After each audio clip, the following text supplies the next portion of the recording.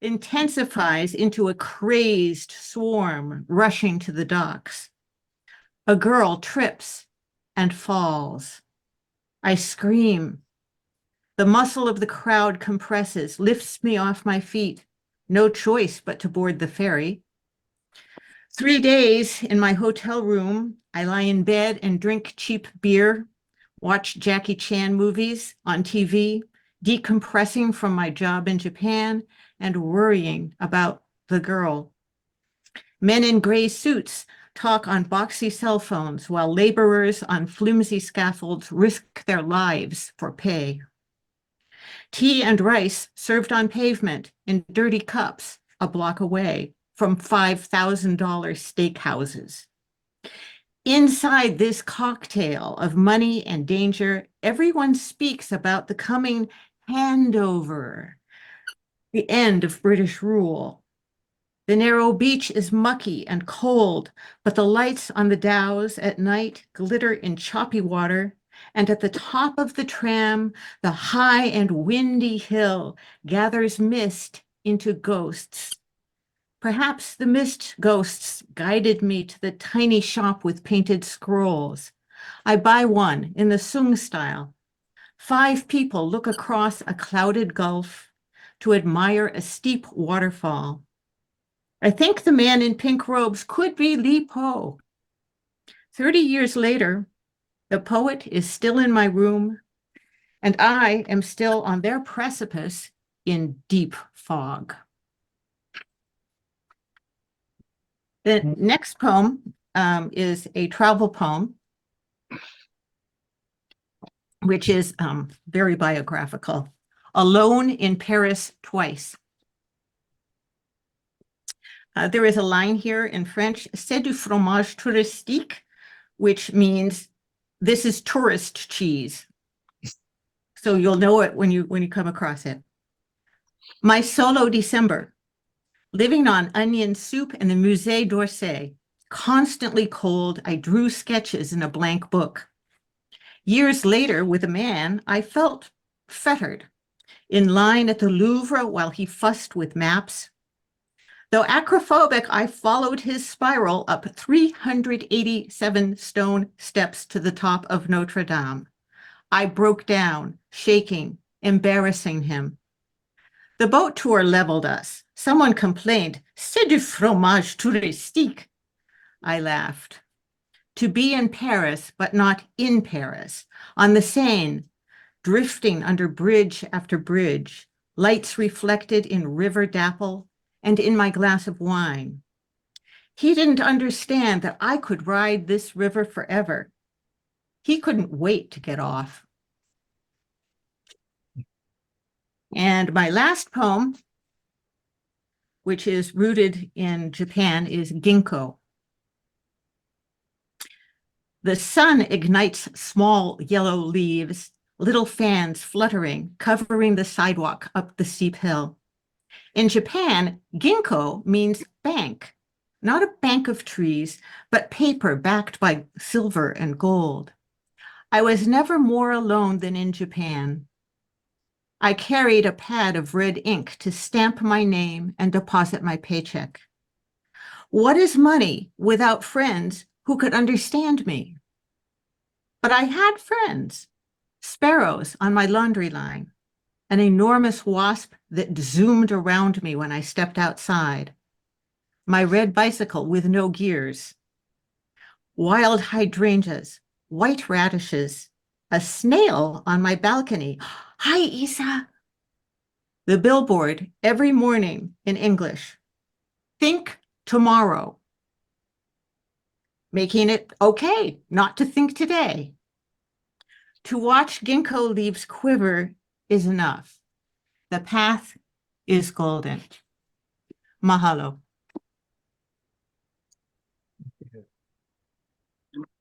Mahalo so much for that. Okay, I think we got a surprise, which I love Bamboo Ridge events because we always get surprises. But Daryl is here, so I'm going to make him bring him back on real fast. And while we're doing that, let's go ahead and introduce our next reader, who is very familiar with Bamboo Ridge, and we miss her, Wendie Burbridge. Okay. Aloha. Wendie Burbridge was first published in Bamboo Ridge Press in the 25th anniversary issue, where she was named Best New Writer for her short story, Miss World. Bamboo Ridge also published her short story, The Finder, which she also read on the Hawaii Public Radio show Aloha Shorts. Her poetry and fiction have also been published in Oiwi, a Native Hawaiian journal, Fat Ulu Press, and Autumn House Press. She wrote the columns, The 5-0 Redux and Magnum Reloaded, about the television shows Hawaii 5-0 and Magnum PI for the Honolulu Star Advertiser until 2020. She calls Wahiawa home, but currently lives in Birmingham, Alabama with her husband and son. Mahalo so much for joining us, Wendie. Aloha, everyone. Thanks for having me. Can you hear me all right? Good. I wrote The Caveman, which I'm going to read tonight. When my son was 8 and we were in Hilo and he was going through Kamana Caves and we were in the middle of the war in Afghanistan. And I just kind of imagined what it would be like when he was 18, if we would still be in Afghanistan. And I thought of this story. The Caveman. I pulled Ryan out of the cave entrance and wrapped my hands around the wound in his neck. I told him with my eyes that it would be okay. Just hold on. Mule was on his way. In the moonlight, I thought I could see Ryan's blue irises go midnight. He tried to talk, and I shook my head to tell him not to. Save his energy. Don't think about giving up. Don't you even think about dying, man. It was silent speak, one we had mastered early in our SEAL training. I felt his blood-wet hand grasp my wrist, and then Mule was immediately next to us, the med kit open at Ryan's shoulder. Mule tried to stop the gusher, but as he packed the wound with gauze, he turned his head to make eye contact with me, and I knew Ryan was not long for this world. I glanced past Ryan at the caves behind his body and felt the darkness gape back at us, the mouth of the cave's entrance screaming at us to go away, to go home, to go back from where we came from. I turned my gaze back to my 2 buddies and let the smell of blood keep me focused and sharp. I chased out all other thoughts and worked on keeping Ryan's life in my sights. Ever since we arrived in Afghanistan, unceremoniously dumped in what looked like exactly what Mule called the middle of bumfucked Egypt, all I really could think about were the caves.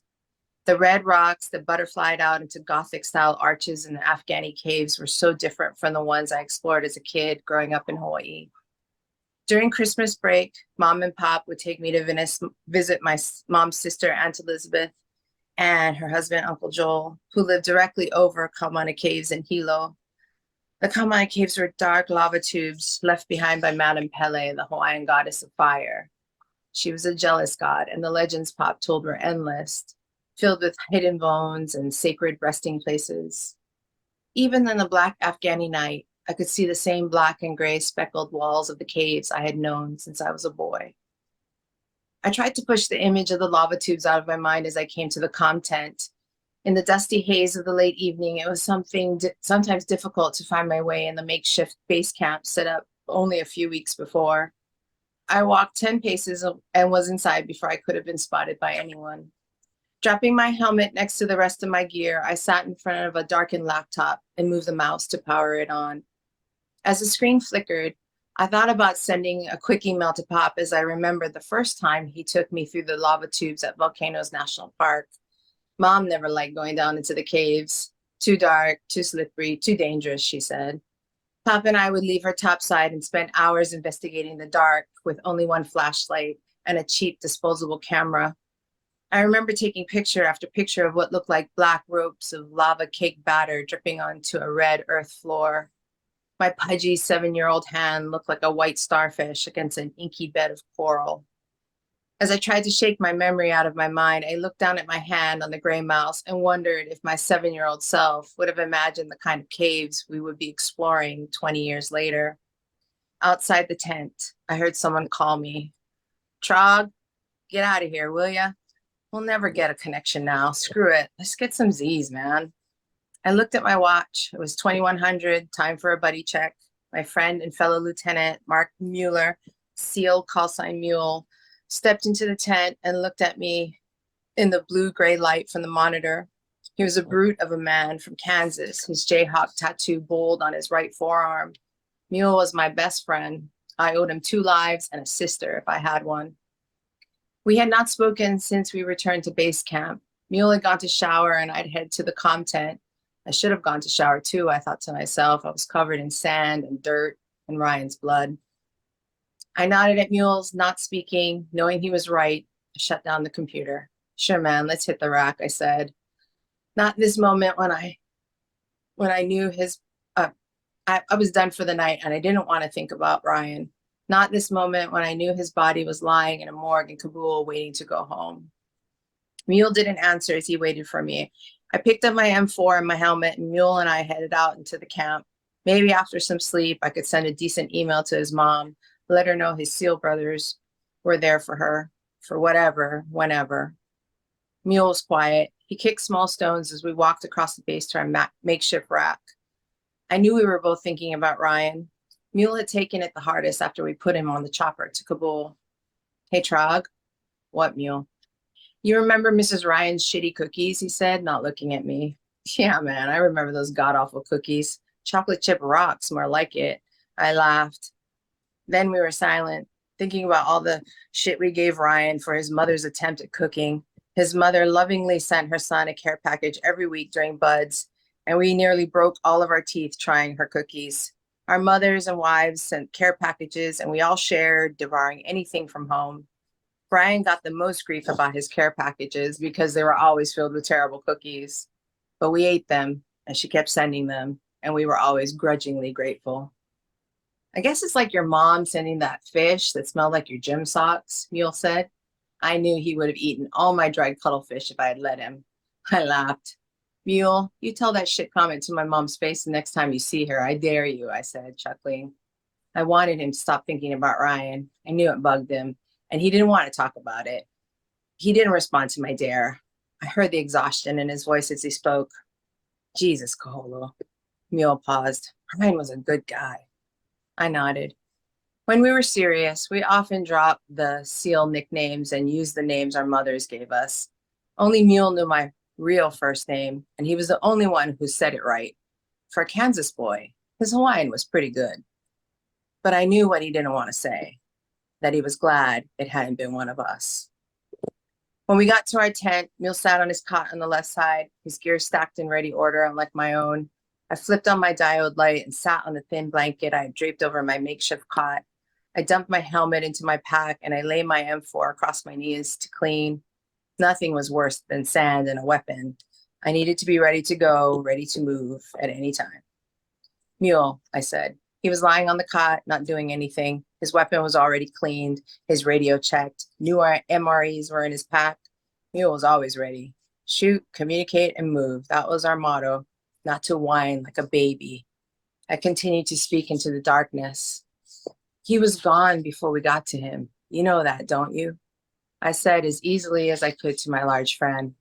Even though Mule was bigger and was the biggest and strongest in our buds class, he would gladly strip the skin off of anyone who threatened his brothers. He was by far the softest hearted. I wish I'd gotten to him before those guys did. Mule put an arm over his eyes. It was always odd when he swore. It was like a blonde, blue-eyed Bam Bam saying the F word at Dino.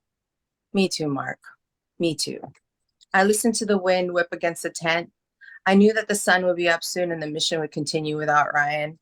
But Mule and I would be in it, like the first day we got to Afghanistan, like it had always been since we first helped each other push a Yokohama bunker up a sandy dune in Coronado the first day of buds, and like it would be every day until one of us was placed in a chopper and sent to Kabul, like we did today with our brother.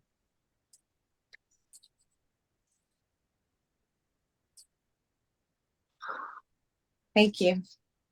That's just the opening. You have to Yes, buy the book to hear the rest of it. thank you. I was about to say, and it really holds on to you. So yeah, definitely. Okay, thank you so much, Wendie. Mahalo. Okay, let's go to Jeffrey Thomas Leong. Jeffrey Thomas Leong lives in the San Francisco Bay Area. For 2 decades, he worked in public health. While earning an MFA at the Vermont College of Fine Arts, he translated Chinese wall poetry from Angel Island, collected in Wild Geese Sorrow, winner of a 2019 Northern California Book Award. Thank you. Welcome, Jeffrey. Thank you, Misty, and thank you, Sarah and Wendie, and I look forward to hearing Normie Christian also. Greetings from the Bay Area. I'm honored to be part of this virtual reading to celebrate the 45th anniversary of Bamboo Ridge. And I'm going to read some excerpts from my prose piece, Revolutionary Love in Bamboo Ridge, which is actually the next to last chapter of my memoir about growing up Asian American in the Bay Area in the late 1960s. At that time, I have a little gray hair now, but I was a young student activist then who helped found the Asian American Studies program at UC Berkeley.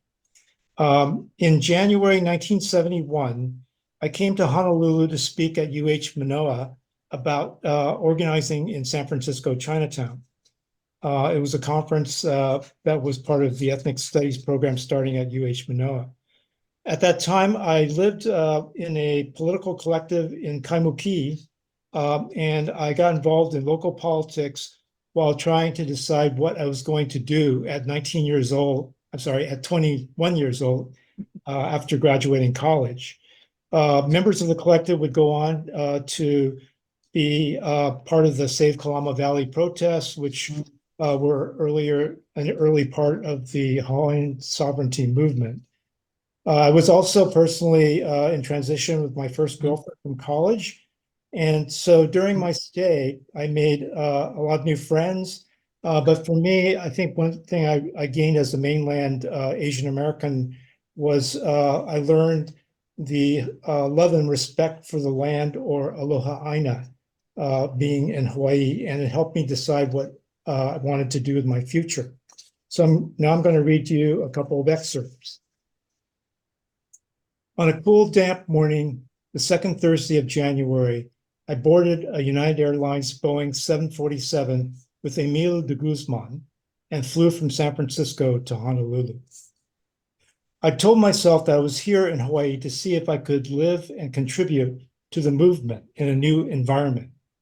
But what did I really know of Hawaii, having not grown up there?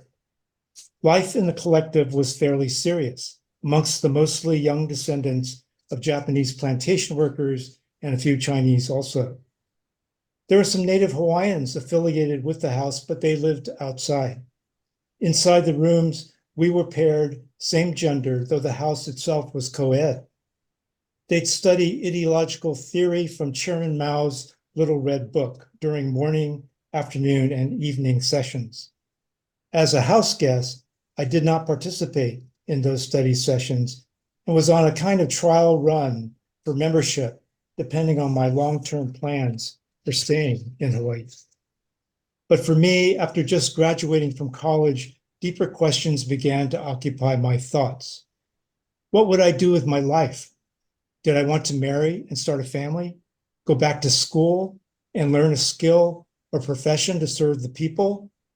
The good news was that all paths were open, but that was also the bad news.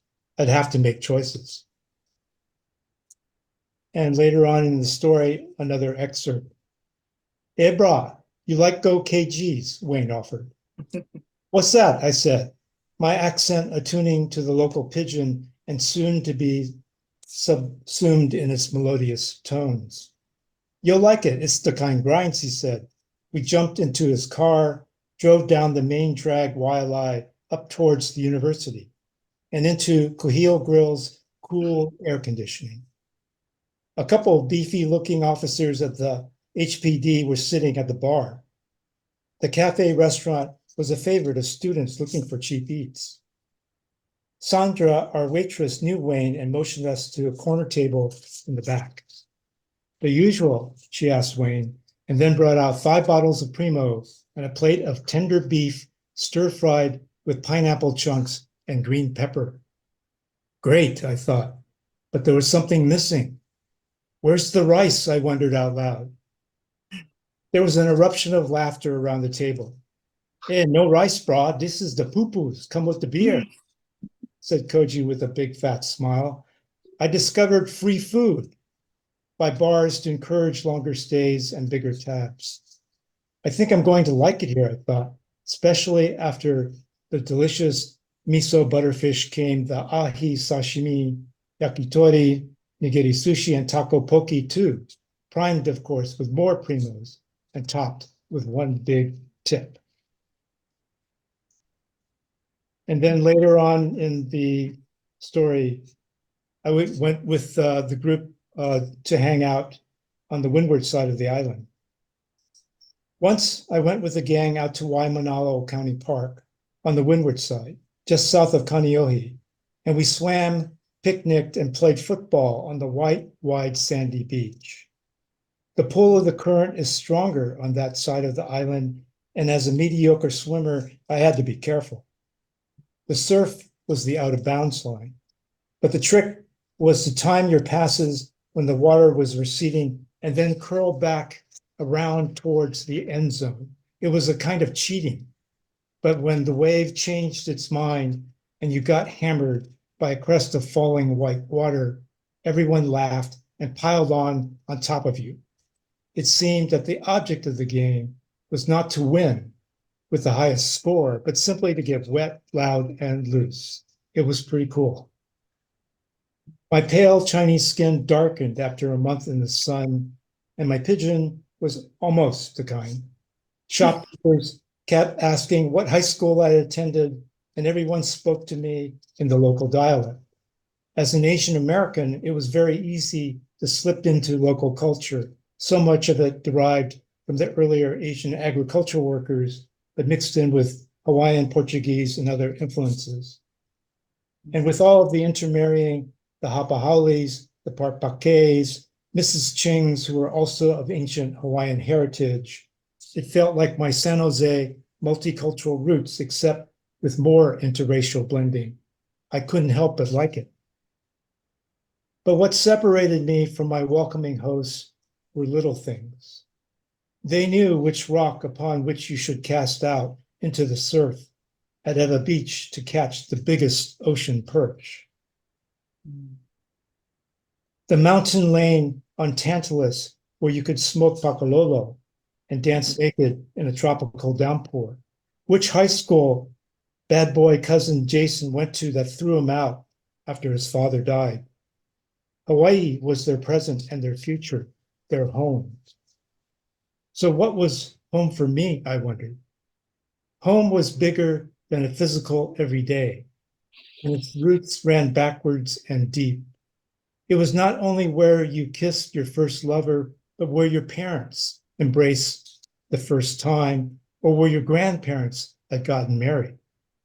It was where they slaved in the fields or canneries so that their children could get an education, where they were disappointed when that troubled oldest took to drugs or was lazy and dropped out, all the things that can happen to children.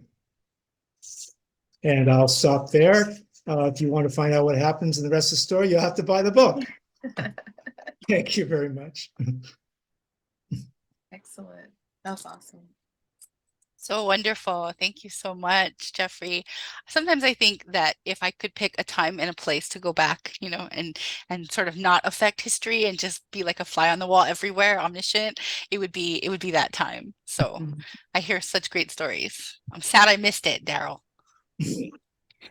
Okay, so we're at the halfway point, so let's do a quick audience wellness check. Everybody doing okay?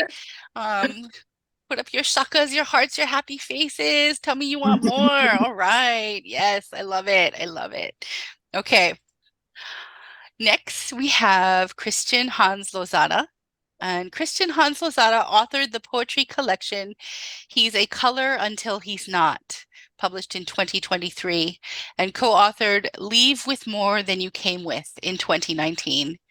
He lives in San Pedro, California, and uses his MFA to teach his neighbors' kids at Los Angeles Harbor College. Welcome, Christian. Thank you. Thank you for having me here. I'll just read this. Maybe life is better when, for years, we selfishly worried about our elders, the ones who kept their Hawaiian tongues secret when the state dictated them cut. There were so few in the family, we fretted none would be there to pluck a child's name from the world like picking flowers for lei, a greeting at a gift, or a gift at a greeting, no matter that Queen Liliuokalani's birth name was picked for the sore eyes her elders suffered. As time passed, our elders did too.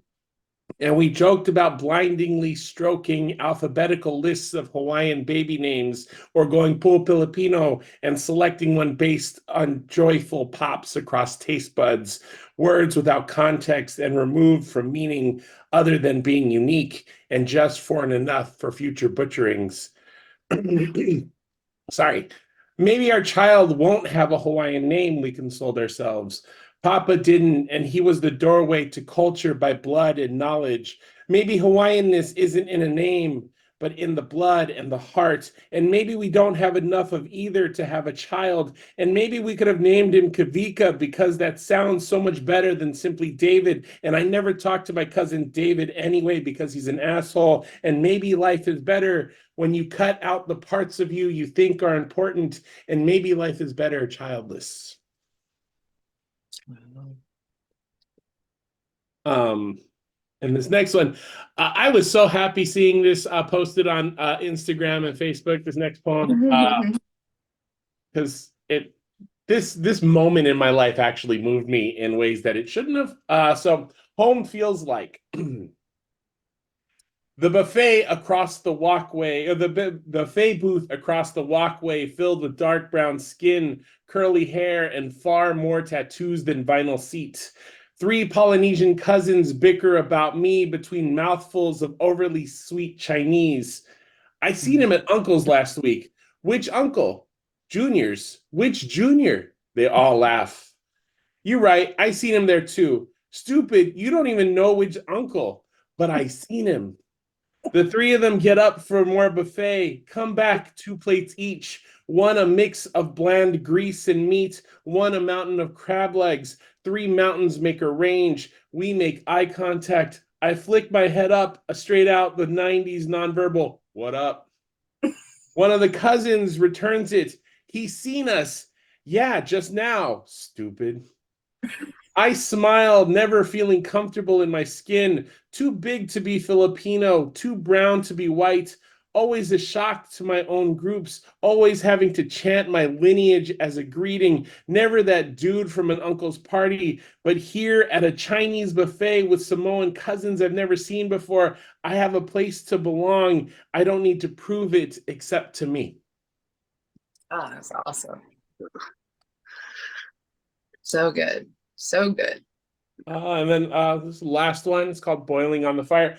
Just a trigger warning. I have a derogatory word for people suffering from Hansen's disease in here. I mean, it's, yeah. So anyways, Boiling on the Fire. Papa would let me help him into sitting position, saying in his version of breathy age, sometimes during cremation, the muscles contract and the body sits up. But I could feel a concert of sinew pull together to stand, but I could feel ghost weight push me away when he walked. When I stripped him naked to clean and cool bronze skin, he felt no shame, had no struggle, gasping out, we took care of the elderly in Kamehameha school. We spent hours washing, walking, hearing their stories.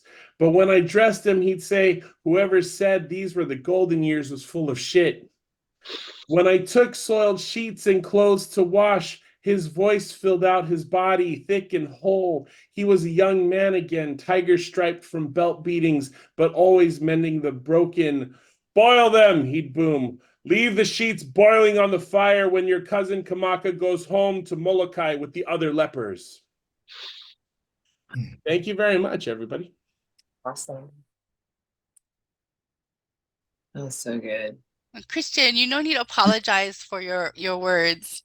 Oh. And also that second poem, I can see just the mountain range of three brothers in a booth. And and when I was reading your story, and then they call him stupid. I heard it in my head the way that they say stupid, like stupid. I'm like, oh no, he knows. But anyway, Yeah. okay, so let's go to our final reader, Normie Salvador, and yes, yay, Normie. Normie Salvador is a disabled Filipino-American editor, poet, and occasional playwright. Tin Fish Press published his poetry chapbook, Filter, in 2003. His most recent works are poems in Bamboo Ridge's Snaring New Suns and Hawaii Pacific Review, as well as a short play that won the Kumukuhua Theater Go Try Playwright contest in December of 2022. And he's one of the best copywriter fact checkers that I know.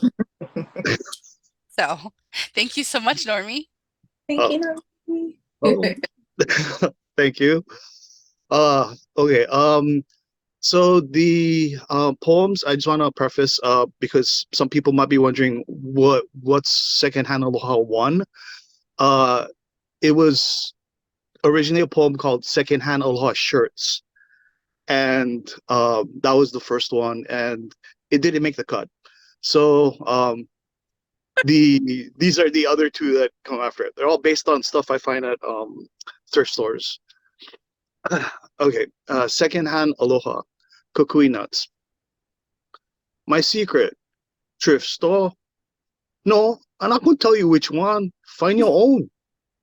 I was shocked first time I spoke all that kalakoa, lace, kapakahi, ribbon, yarn, kukui nut, shell, and feathers, but no more flour, leaf, origami, candy, and no more cash money laid, that's for sure. My first thought was, who gonna buy this? My second thought was, score, more cheap than the lace stands come graduation time. I never get the ribbon ones because, for real, I don't remember all my nieces and nephews' school colors. Same with the feathers. And I'm not gonna buy yarn because I can buy my own and make them on one hand or on French knitter if I be all fancy kind. Yeah, I know how knit. You don't know. I seen shell lace couple 3 times in couple 3 years. Hard for tell if real, if plaster, and no get enough for give regular. I was like, I just don't get kukui nut, polish them up and pow. Good for give them, I don't know. Of course, I spark them first. Count them 2, 32, stay the magic number. Shame if no can go over your head. But if manini, I still buy them. One nut broke, missing, I still buy them. Stay plastic, no buy them, no word. Waste money, just like poho if I leave them, cause can fix easy. Just untie the bow, hemo the knot, untie the knot, hanoho. After I hemo the broke knot, I go look for a match. I get plenty of these knots. Hey, no make. Slide them on top, one wire threader. Make them from a hanger. Put a ribbon, put a knot, tie one knot, and pow. Upcycle. This recycle, no? That's why I no shame give. What? Why shame? How come one lay only can give aloha one time? Who said can give just once? That's poho, huh? Not like when run out, just like this aloha renewable, huh? No say you no get aloha forgive. Say sustainable that kind. Okay. Secondhand aloha 3, wood bowl. I never went planned for this pandemic hobby, woodworking, but stay the thing I never know I went need until now. Was in Goodwill one Tuesday in the aisle with all the glass and wood. I was looking for one brand name shot glass. No can drink no more, but gonna look nice on the shelf, huh? I went turn for slide past somebody, and that's when I went spark one wood ball. I don't see plenty cause sell out fast. Was natural, no more varnish. One manini chip on the lip, small kind scratches all over. $2.99. Shoots, deal. Was impulse buyer. Goodwill, stay the kind place. They're not gonna have them next time you like buy them. If you put them back, you letting them go forever. But what I was gonna do on ball, had plenty of change cause scared to touch hands, more better wave the microchip debit card. Good enough reason, huh? Now, how for make them look good?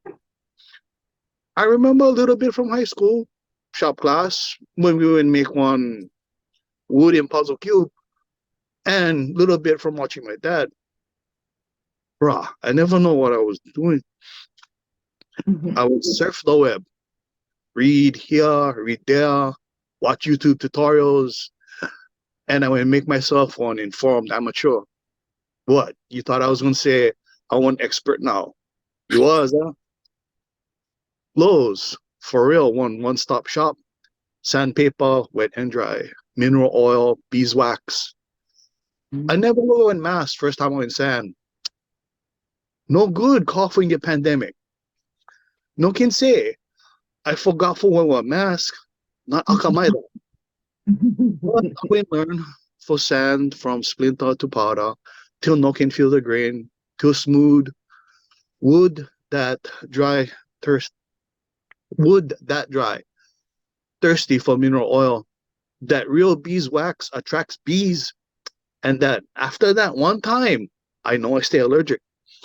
That first bowl was acacia. After that, monkey pod, kamari, even couple teak. Okay, pow.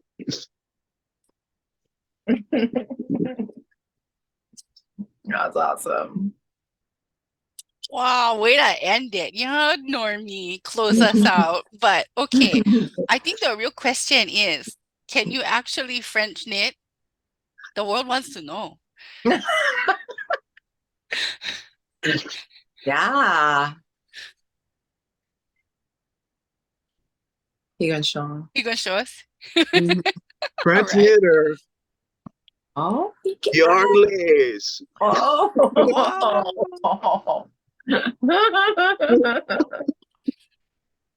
And Normie, when we were putting the layout for this book, your first poem about the kukui nut lace, I was like, is nuts supposed to be in here this much? Is this some typo maybe in transferring? Oh, why is there so much nuts in this poem? But then you're the one who did it, so I was like, oh, this must be intentional. Okay, we're gonna leave the nuts then. Anyway, okay, so so Daryl's here. Did you want to say something really quick, Daryl, before we ask any questions that people might have or comments?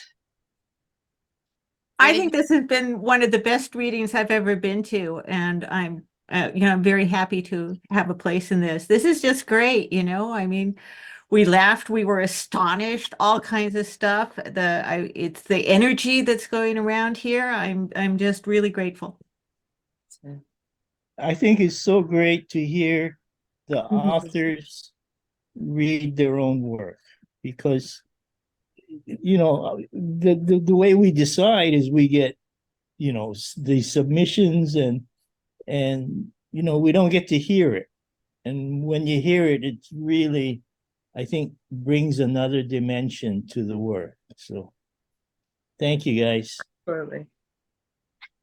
Truly, it's an honor to include your guys' work in this anniversary collection. And yeah, so if anybody has any questions, you can put it in the chat or the question and answer. Otherwise, I will tell you guys that we do have other readings and another virtual one planned for April. So honestly, the best way to keep track of all of our events is to visit our event page, and I have a link there, or sign up for our online e-newsletter via email. Let's see, we do have, if you're in Oahu or you're going to be traveling here, we do have an event at Manoa Public Library next week, Thursday, and we also have an event at Native Books downtown Honolulu on the 17th. Also to mention, otherwise Wing Tech will probably disown me from Bamboo Ridge, that we have a celebration fundraiser on March 2nd, and it is a buffet dinner. So the editors will be there, and several artists and lots of writers. It's going to be a pretty awesome party. So if you're interested, visit our website. But I just wanted to mahalo again all the authors for coming and sharing their words and stories with us.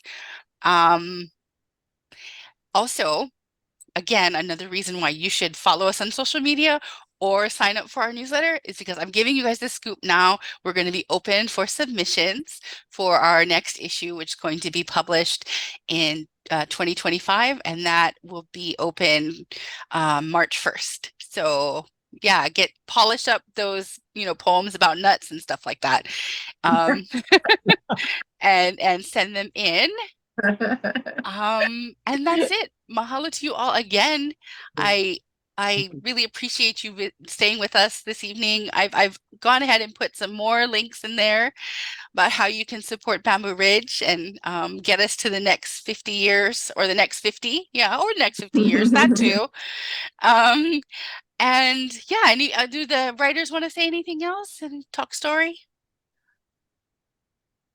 Go for it, Wendie. Can you hear me? Okay. I think half of my family came, so thank you for coming. All my cousins and my aunties, and I think some friends. So mahalo. They don't get to see me too often living in Alabama, but I want to mahalo them for supporting me. So, and thank you. I'm so thrilled to be in this issue because my very first published piece was in the 25th anniversary issue. So when I got into the 45th, I was like, oh, it's like full circle. So it's very cool. Thank you. Thanks, guys. I appreciate you guys. I miss being at home. Well,